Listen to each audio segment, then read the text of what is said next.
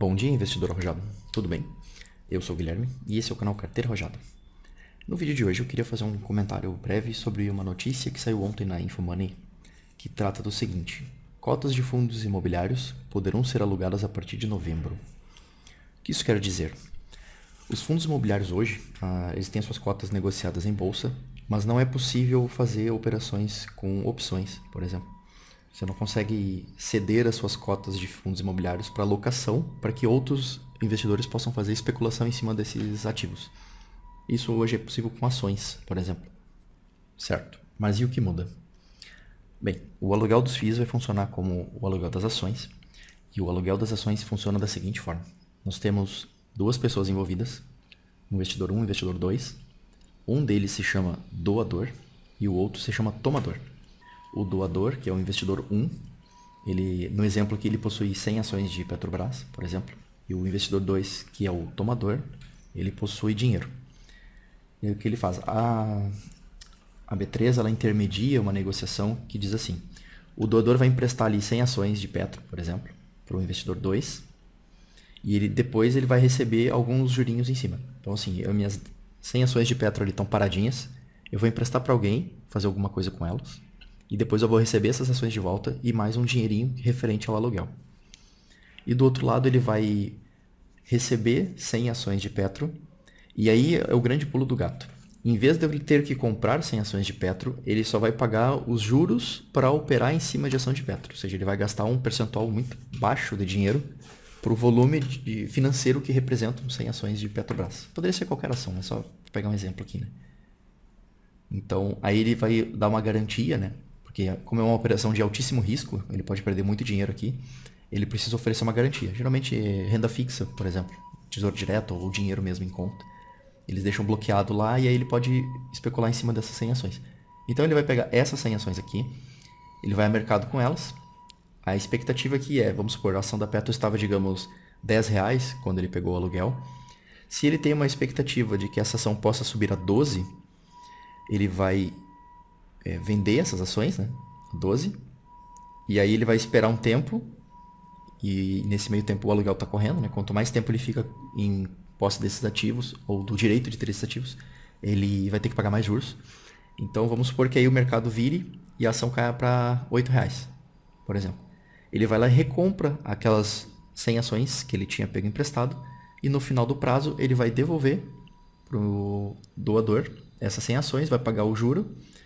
A B3 aqui ela vai receber a comissão dela, vai repassar os juros para o doador. E é isso aí.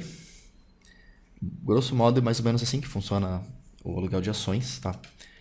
E esse investidor 2, o tomador, a grande sacada aqui é que ele consiga alugar uma ação que hoje vale um preço X, ele possa vender ela com algum lucro e quando ele for recomprar essas ações no momento posterior, ele possa recomprá-las por um valor menor. É basicamente isso. E por que isso é importante para os fundos imobiliários hoje? Minha opinião pessoal. Fundos imobiliários hoje não possuem muita liquidez. Se a gente olhar o book de ofertas, a gente vê um spread não tão pequeno em diversos ativos, diversos fundos imobiliários. Se nós olharmos lá, eles têm uma diferença assim de mais de R$1 às vezes entre um preço de compra e um de venda. Isso geralmente acontece em mercados com baixa liquidez. Se vocês olharem ali o volume financeiro, na Itaú Corretora dá para olhar. Eu não vou ter como abrir agora aqui, porque não está no horário do pregão ainda. Mas, se vocês olharem lá no home broker de vocês, verifiquem o volume financeiro e vocês vão ver que o FII ali são poucos milhões que gira por dia e uma ação ali chega a girar centenas de milhões por dia. Então, é um volume muito menor. E também essa possibilidade de ter aluguel aqui vai trazer grandes fundos de investimento, entre outros participantes aí do mercado de ações, que hoje não conseguem, dado dizer assim, o tamanho do mercado de FIIs, que é pequeno ainda, eles não conseguem operar nesse mercado. Qual é o principal risco que eu vejo nisso? Deve aumentar sim a volatilidade, tá, dos fundos imobiliários. Eu já acho que a volatilidade não é tão baixa assim quanto se dão a entender, principalmente depois de 2019. Cresceu muito os preços das cotas, né, em função também da taxa Selic ter caído. E também da grande quantidade de novos investidores. Entrou aí 1 milhão de pessoas na B3 em um ano.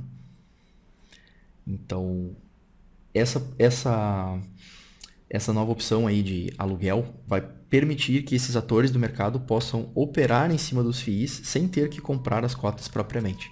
Então, eu acredito que isso aumente bastante a liquidez, acho que vai ser bom. Eu não recomendo que ninguém faça ou faça, vocês têm que analisar o perfil de risco de vocês. Junto da corretora tem um formuláriozinho lá que todo mundo faz. Eu particularmente não uso.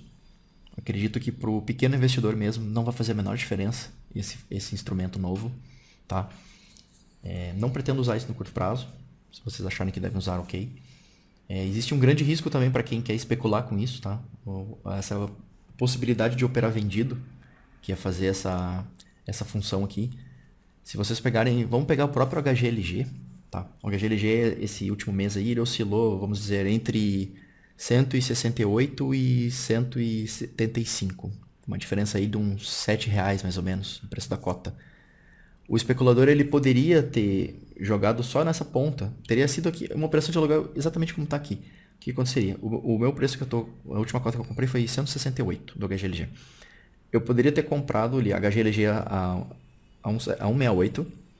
Aí eu alugaria o HGLG. Uma pessoa vai pegar de mim, vai vender a 174, que foi o preço que chegou. Vai esperar uns dias e aí quando chegar ali a 169 de novo, ela vai recomprar e vai devolver. E essa diferença de spread, ela teria ficado de lucro. E esse aluguel, nesse caso de variação do preço da cota, ela já foi mais do que os proventos que o fundo paga mensalmente de aluguel. Então veja, o especulador, nesse caso, ele ganhou mais do que a pessoa que era apenas holder daquela cota. Mas o contrário também poderia ter acontecido, né?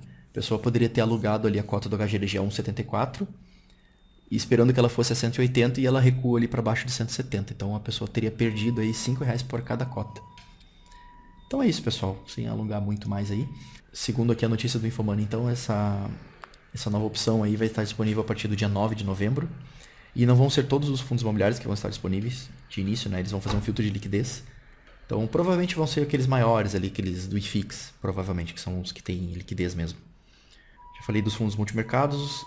Os FOFs também devem aproveitar muito isso hoje, tá? Vamos ver aí HGBS, o HFOF, tem vários outros fundos grandes aí que possuem cotas de fundo imobiliário na carteira, justamente para fazer esse giro, tentar gerar alfa. Os FOFs praticamente fazem renda a partir disso, né? Então, em vez deles comprarem as cotas agora, eles vão poder alugar essas cotas e eles vão poder gerar com um volume muito maior. O que pode ser ruim também, né? Como eu falei antes. Então é isso, pessoal. Para não alongar muito, esse aí foi o vídeo de hoje. Só queria comentar mesmo. Pessoalmente, eu acho que vai ser bom, sim. Tá? Acho que vai ajudar a desenvolver o mercado. Vai trazer mais gente, mais liquidez. Não acho adequado para o pequeno investidor fazer. E ok se as cotas oscilarem mais no curto prazo. Não liguem para isso. É isso aí. Um abraço para vocês e até o próximo.